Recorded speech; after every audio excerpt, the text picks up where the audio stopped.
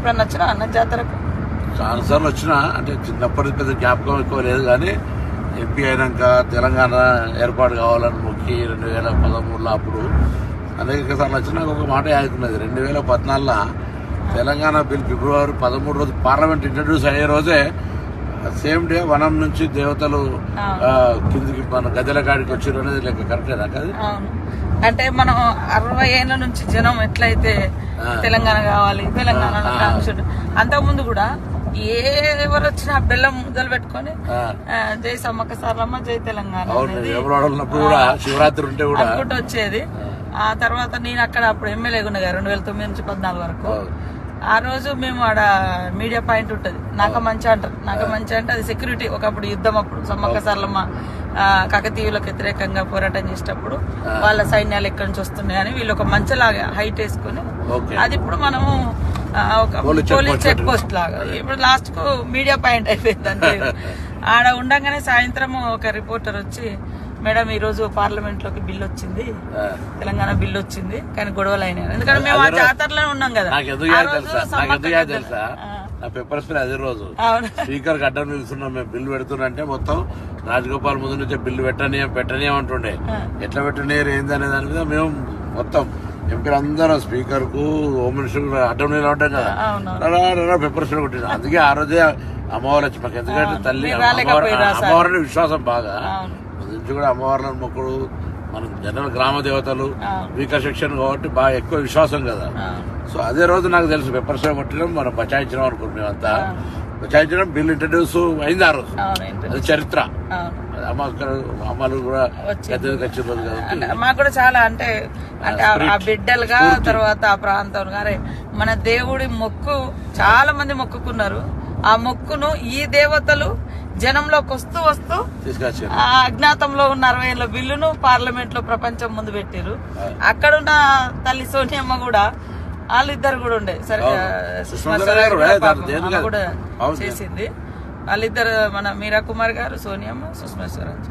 అట్లా చాలా చాలా అంటే మహిమలు ఉన్నది అనడానికి అదొక నమ్మకం. చాలా మంది ఇంతమంది ఆఫీసర్లు అక్కడ పనిచేస్తారు కదా, ఎవ్వరికేం కదా, అందరు మంచిగా అంటే సంతోషంగా మళ్ళీ అందరు ప్రమోషన్లతోటి ఆనవాయితీగానే వస్తున్నది.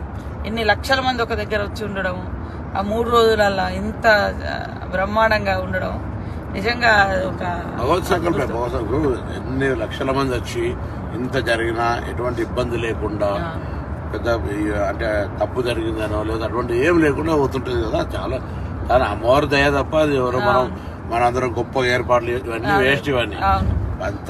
అందుకే ఇప్పుడు ఇలా కొత్తగా మేము మన ప్రభుత్వం రేవంత్ రెడ్డి గారు ముఖ్యమంత్రి అయినాక మనం అందరం కూడా మన 6 గ్యారంటీలలో మహిళలు బస్ ఫ్రీ ఇచ్చినాక నేను కొద్దిగా భయపడ్డా. ఇంతమంది ఇప్పుడు రోజు 30 ఎంత జరిగింది అనుకుంటారు, 14 కోట్లు దాటిపోయింది. అలా రోజు సంఖ్య మహిళలు పెరుగుతా ఉంది. అయితే ఈ సమ్మక్క సారక్క చేస్తే బస్సులు మేనేజ్మెంట్ అయిద్దా కదా అని భయపడి మీటింగ్ రోజు కూడా ఏం చెప్పినా, చూడు దేవాలయం కార్యక్రమాలు నిర్వహించేది ఒకరైతే, వచ్చేపోయేటోళ్ళకి జనానికి సంబంధించి ఒకరైతే, బస్సుల నిర్వాహకులు ఒక స్పెషల్ ఆఫీసర్లు పెట్టి క్రౌడ్ మేనేజ్మెంట్ చేయకపోతే ఇబ్బంది అవుతుంది. ఒక్క బస్సు ఎక్కడైనా ఇబ్బంది టైర్ వాళ్ళకి, ఇప్పుడు అదంతా నేచర్ గా టైర్ కి ఏమైనా అయింది అనుకో, బస్ అయిపోయింది మొత్తం ఎంత కిలోమీటర్ ట్రాఫిక్ అవుతుంది. అందుకే మధ్యలో మధ్యలో క్రేన్లు పెట్టడము ఇటువంటి వ్యవహారం చేయకపోతే నడుతుందని మనం ఎలా జరుగుతుంది. మీరైతే ఫస్ట్ మీ శాఖ నుంచి మహిళలకు బస్ ఫ్రీయే కాకుండా ఇప్పుడు జాతరకు కూడా నాకు డౌట్ ఉండే, అసలు మరి ఇస్తారా ఇయ్యరా ఎందుకంటే క్రౌడ్ ఎక్కువ ఉంటది, మేనేజ్ చేయడం కూడా కష్టమే. బస్సులు కూడా మనకు సరేరా అంత గతంలో చూస్తే ఆ బస్సులను పట్టించుకునేది లేదు, రిపేర్లు లేవు, అన్ని ఆగమాగా ఉన్నాయి. ఆర్టీసీ కొద్దిగా సరే పేమెంట్ అదేంటి ఫైనాన్స్ మినిస్టర్ డిప్యూటీ సీఎం గారు కానీ లేకపోతే ఆర్థిక శాఖ వాళ్ళంతా ఎప్పుడప్పుడు చేస్తారు. ఎందుకంటే మహిళలంతా హ్యాపీగా ఉన్నారు, వాళ్ళకి ఎక్కడికైనా ఫ్రీ అవుతుంది. ఇంకోటి ఏంటంటే ఇవన్నీ ఎక్కడికన్నా ఊరు నుంచి పక్కకు పోయి డిమార్ట్ లో షాపింగ్ లో మాల్ కొనుకొచ్చుకుంటున్నారు. రెండోది దేవాలయాలకు విపరీతమైన రష్ పెరిగింది. బంధువులని తల్లిగారిని చూడడానికైనా, బిడ్డ దగ్గరికైనా, హాస్టల్ దగ్గర పిల్లలకి అసలు మామూలుగా ఫ్రీక్వెన్సీ పెరగలేదు. వాళ్ళందరూ హ్యాపీ. నిజంగా మనం ఏదైతే మాట ఇచ్చినామో, నేనైతే ఎన్నికలప్పుడు చెప్పినా నా తెలంగాణ అక్క చెల్లెలకు అత్తగారింటికైనా అవ్వగారింటికైనా 1000 ఎకరాలు భోజనం పెట్టినా పోతాంటే బస్ ఫ్రీ అన్న చూడు, దాంతో చాలా పెద్ద ఒక జరిగింది. మళ్ళా గ్యాస్ కూడా అనేది మహిళలకు సంబంధించి చాలా పెద్ద ఆర్థిక భారం నుంచి బాగా కరెంటు బిల్లు కూడా వాళ్ళే కడతారు. కరెంటు బిల్లు 3,000 అంటే అసలు మహిళలు అయితే అసలు ఇక వాళ్ళు మనల్ని కాంగ్రెస్ మనం ఇలా అదృష్టం మన అందరం ప్రభుత్వంలో ఉన్నాం. ఒక మహిళ చెప్తున్నారు, ఉమెన్ గ్రూప్ స్వయం సహాయక సంఘాలలో మన ఇంద్రవెల్లిలో మీటింగ్ పెట్టినాం కదా, వాళ్ళకి నెలకు 4,000 నుంచి 5,000 మిగులుతున్నాయట. అంత ముందు భారం ఉండేది. ఎందుకు అంటే మేము బస్ ఫ్రీ ఎక్కుతాను, వేరేకి వెళ్ళిపోతే బస్ ఖర్చు వచ్చేది. ఆ బస్సు కిరాయి కట్టకుండా మేము ఏడికి పోయినా కూడా పని చేసుకొని వస్తాను. మహిళా సంఘాలలో కూడా 4,000 నుంచి 5,000 భారం మాకు తగ్గింది మీ గవర్నమెంట్ వచ్చిన. చదువుకున్న పిల్లలక్క నేను నిజామాబాద్ మన సడన్ గా 6 బస్ స్టాండ్ కైనా 330 రూపాయలు టికెట్ మంచి పోతుంది వస్తుంది. వీక్లీ ఒకసారి అవసరమైతే 2-3 రోజుల కోసం వేస్తున్నాను. అంటే చాలా కన్వీనియంట్ జరిగింది. 500-600 ఉన్నది బస్ కిరాయి వాస్తవానికి, గతంలో పెంచేసారు. ఇప్పుడు ఎందుకే సమ్మకు కూడా ఏర్పాట్లు బాగా చేయాలని మనం బస్సులకు సంబంధించి దాదాపు 6-7 బస్సులు పెట్టి మేనేజ్మెంట్ కూడా స్టాఫ్ మా ఎండి గారు కూడా చెప్పినాం, మా సెక్రటరీ కూడా అందరు మొత్తం అసలు అంటే అందరు వస్తారు. అన్ని రకాల ఏర్పాట్లకు ఎక్కడ ఇబ్బంది లేకుండా చేయాలని గవర్నమెంట్ కూడా అటువంటి ఆలోచనతో మనం కూడా అందరం చేస్తున్నాం. కాబట్టి ఆ సమ్మక్క సారక్క కార్యక్రమంలో భగవంతుని అందరూ ఇంకోటి ఏంటంటే గొప్ప విషయం ఏంటంటే మనం ఈసారి అందరూ కూడా ఖచ్చితంగా ప్రతి తెలంగాణ బిడ్డ ఇంటికి మనం బంగారం అంటే బెల్లం ఏదో ప్రసాదం పంపాల్సిందే. ఆ కార్యక్రమం కూడా మనం తప్పకుండా నిర్వహించాల్సిన అవసరం ఉంది.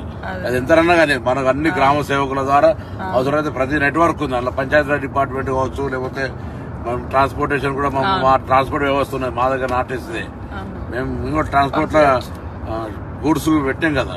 సో మనం అందరం పంపుదాం తప్పకుండా. మనం భగవంతుడు మన గ్రామీణ దేవతలు కాబట్టి ప్రకృతి మించింది అంటే ఊరూరులో ఉండే దేవతల నమ్మకాలను, ఆ నమ్మకాలు ప్రజలకు ఇంకా బలంగా ఉన్నాయి. ఒక అంటే వాళ్ళ ఆదివాసీ బిడ్డలు, ఆదివాసీ సమాజం అప్పుడు ఇబ్బంది పడ్డది. అప్పుడు వాళ్ళకు అప్పుడున్న రాజులకు వ్యతిరేకంగా పోరాటం జరిగింది. కానీ అనుకుంటారు అమ్మ తల్లి బిడ్డలు అంటే కదా. అవును, తల్లి బిడ్డలు జనరల్ సమ్మక్క సారక్క అంటే సినిమా గానీ లేదా బయట కూడా ప్రొజెక్షన్ తప్ప అసలు సమ్మక్క సారక్క అక్కయ్యలను సమ్మక్క సారక్క తల్లి బిడ్డలు జరిగిన పోరాటంలో జరిగిన వ్యవస్థ అసలు ఏం చెప్పు అంటే అప్పుడు 13వ శతాబ్దంలో కాకతీయులు పరిపాలించారు మన ఏరియా. అటు కూడా మన గోదావరి ప్రాంతం అంతా కూడా వాళ్ళ కంట్రోల్లో ఉండే. అంటే కప్పం కట్టం అనేది అంట పన్నులు వేస్తే అప్పుడు 7 సంవత్సరాలు కరువు. ఈ కరువులో మేము కప్పం కట్టలేము, మేము తినడానికే దొరుకుతలేదని మన సామంతరాజు మేడరాజు ఉండే అన్నట్టు, మన ట్రైబల్ గిరిజనుడు రాజు కింద సామంతరాజులు జమీందారులు జాగీర్దారులు 1947 స్వతంత్రం రాకముందు అంతా కూడా వాళ్ళది ఉండే రాజ్యం. మళ్ళీ ఎట్లయితే స్వతంత్రం వచ్చి మనం భారతదేశంలో వెళ్ళలేమో వాళ్ళంతా కాంగ్రెస్ నాయకులు, ఎమ్మెల్యేలు, ఎంపీలు అయిపోయి మళ్ళీ ఇప్పటికీ అలాగే వస్తారు. దాని తర్వాత తెలంగాణ ఉద్యమం వచ్చింది. మళ్ళీ ఆననేమో మనం ముక్తి కోసం విముక్తి కోసం అన్నాం. ఇలా నీళ్లు నిధుల కోసం ఆనాడు జరిగింది, మళ్ళీ ఇదే జరుగుతుంది. ఆయన ఇబ్బంది పెడితే మేము కట్టలేమంటే కాకతీయులు యుద్ధం ప్రకటించారు. వీళ్ళ దగ్గరేమో మంచి ఆధునికమైనటువంటి ఆయుధాలు, ఆధునిక ఆయుధాలు, మన దగ్గరేమో బల్లలు, బర్షలు, బాణాలు. అట్లా కూడా పాపం యుద్ధం చేసిర్రు. మంచి కాడికి వచ్చినాక వెనక నుంచి కాకతీయ సైనికుడు వెనక నుంచి సమ్మక్కను బర్షతో పొడిచి ఆమె గుట్టలకు వెళ్ళి ఆ చిలుకల గుట్టలో అదృశ్యం అయిపోయింది. ఇక కనపడకుండా ఆమె వాడిన వస్తువులు దొరికినాయి. అట్లా ఆమె దొరకలేదు, అట్లా దేవతగా మారి ఇప్పుడు ప్రతి 2 సంవత్సరాలకు ఒకసారి గుట్ట మీద నుంచి కుంకుమబర్ణి రూపంలో ఆమె వస్తువులు తీసుకొచ్చి ప్రతిష్ఠింపజేస్తారు. ఆ 4 రోజులు, ఆ 3 రోజులు గద్దెల మీద ఉంటుంది. ఆ తర్వాత మళ్ళీ శనివారం రోజు జాతర ఏ వారం అన్నా రాని, బుధవారం స్టార్ట్ అవుతుంది, శనివారం నాడు ఎండ్ అవుతుంది. అది ఏ తారీఖు అన్నా కానీ ఏ నెలన్నా కానీ. వారాలు మాత్రం బుధవారం నాడు సార్లమ్మ వస్తుంది గద్దెల మీదకి, బేస్తవారం నాడు సమ్మక్క వస్తుంది, శుక్రవారం నాడు అందరు దేవతలు ఉంటారు. పగడిద్దరాజు, గోవిందరాజు. గోవిందరాజు ఏమో సార్లమ్మకు భర్త, పగడిద్దరాజు ఏమో సమ్మక్కకు భర్త. సమ్మక్క సార్లమ్మ తల్లి బిడ్డ, జంపర్నేమో కొడుకు, సమ్మక్క కొడుకు. అక్కడ ఆయన వాగుకాడ సెక్యూరిటీగా ఉంటాడు. అంటే అక్కడ ఉంటే ఆయన అంటే సైన్యాన్ని ఆపలేక అవమానంతో అట్లా పడి చనిపోయింది అనేది ఒక కథ. అంటే ఆ వాగుంది కదా జంపన్న వాగు గురించి, అక్కడ దాని పేరు ఒకప్పుడు సంపెంగి వాగు అని ఉండినట. ఆయన చనిపోయింది కాబట్టి ఆయన పేరు మీద జంపన్న వాగు అని వచ్చింది. ఇప్పుడు కూడా మనకు 21వ తారీఖు నుంచి 24 వరకు ఉంటుంది. 21 నాడు సార్లమ్మ వస్తుంది గద్దె మీదకి, 22 నాడు సమ్మక్క వస్తుంది, 23 అందరు దేవుళ్ళు ఉంటారు, 24 సాయంత్రం మళ్ళీ 4 గంటలకు మళ్ళీ యథావిధిగా చిలకలగుట్టకు సమ్మక్కి వెళ్తుంది, కన్నెపల్లికి సార్లమ్మ వెళ్తుంది, గోవిందరాజు అక్కడ కొండాయి విలేజ్ వెళ్తారు. మళ్ళీ అక్కడ వాళ్ళకు గూడులు ఉంటాయి, అక్కడ గుట్టలలో మళ్ళీ అక్కడ ఏ వంశస్థులు ఆ వంశస్థులు. మళ్ళీ ఇది అయిపోయిన తర్వాత నెక్స్ట్ జాతర కూడా ఊర్లలో మళ్ళీ చేస్తారు, తిరుగువారం జాతర. ఎదురు పిల్లలు ఇచ్చుడేమో ముందు వారం, ముందే వచ్చే వారం బుధవారం, బుధవారం. చాలా మంది మన తెలంగాణలో అందరు కూడా జాతరకు ఉన్నదంటే ఖచ్చితంగా వేములవాడకు వచ్చి ఇక్కడ మొక్కులు తీసుకుని అక్కడికి వస్తారు. మొన్న మేము కూడా మా అమ్మ నాన్న అంతా ఫ్యామిలీ అంతా ఫస్ట్ ఆడికి వచ్చారు, ఆడికి పోయి తర్వాత ఇక్కడికి పోవడం మన శివరాత్రి జాతర. అసలు వేములవాడ మామూలు సోమవారం కదా, లక్షల మంది ఉంటారు. అవును, కానీ మారాలి, అది ఇంకా మార్చాలంటే ముఖ్యమంత్రి 100 కోట్లు ఇస్తాను ఇవ్వలేదు. అక్కడ ప్రస్తుత శివాలయాలు నిర్లక్ష్యం ఉంటే సరే మేము ఇప్పుడు దాన్ని నేను మిత్రుడు శాసనసభ్యుడు రాజు కలిసి చేయాలనే ప్లానింగ్ చేస్తున్నాం. దానికి డెవలప్మెంట్ మన అందుకే వీటీడీ డెవలప్మెంట్ కూడా ముఖ్యమంత్రి గారి దగ్గర పెట్టాం. దీనిలో లింక్స్ ఇప్పుడు నిన్న కూడా మనం బడ్జెట్ చదివినప్పుడు మన పెద్ద దేవాలయం నేను ఇలా కాకుండా అదే ఇవన్నీ చేస్తాం. ఏదైనా మొత్తానికైతే అక్క సమ్మక్క సారక్క పోతున్నా మంచి అమ్మవారిని మొక్కి ఈ కార్యక్రమం ఎటువంటి విఘ్నాలు లేకుండా అందరు భక్తులు వచ్చి మంచిగా ప్రభుత్వం ఇచ్చిన ఉచిత బస్సు కావచ్చు, అక్కడ మనం ఇప్పటికీ ఏర్పాటు చేస్తున్న సౌకర్యాలు కావచ్చు, ఏదున్నా లోకల్ గా నేను స్కూల్ ఓనర్ కూడా కోరుతా ఉన్నా, మీరు బస్సులో ఓనర్ పోతా అంటే ఇవ్వండి. మీరు అన్ని బస్సులనే రావాలి, అందరు ఇళ్ళనే కాదు, స్కూల్ బస్సులు ఫ్రీ ఇవ్వండి. ఎవరికి వాహనాలు ఉంటే వాళ్ళకు వాళ్ళ ఫ్యామిలీ పోయినాడు ఇంకోరైనా పోతా అంటే ఇవ్వండి.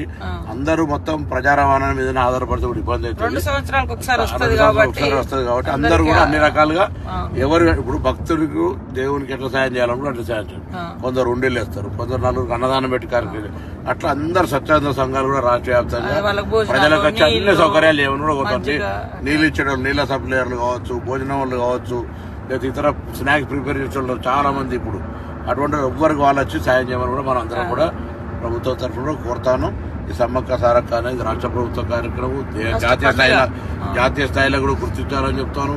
ఇప్పుడు మాటలే మాట్లాడతారు, నేషనల్ ఫెస్టివల్ చేయమంటే అది కూడా చేయాలి. ఇలా ఇవన్నీ ఉన్నాయి, ఇవన్నిటికి సంబంధించి తప్పకుండా మనం మళ్ళీ ఇప్పుడు 4-5 రాష్ట్రాలలో వస్తారు, ఛత్తీస్గఢ్, మధ్యప్రదేశ్, ఒరిస్సా, మహారాష్ట్ర, ఏదో వేములవాడ ఇక్కడికి మహారాష్ట్ర చాలా మంది వస్తారు సమ్మక్క సారక్క. సో అందరి పండుగ ఇది, అందరు కూడా దీనికి సహకరించి ఈ కార్యక్రమం విజయవంతం కావాలని చెప్పి మళ్ళా మా ఏరియాకి వస్తున్నారు. వరంగల్ జిల్లా ఉమ్మడి జిల్లానే కదా కాబట్టి మళ్ళీ ఒకసారి అందరం కుటుంబ పరంగా కూడా వస్తాం. అందరికి స్వాగతం. సమ్మక్క సారక్క అందరికీ విజయవంతంగా భగవంతుడు అమ్మవారి ఆశీర్వచనం ఉండాలని కోరుకుంటాం.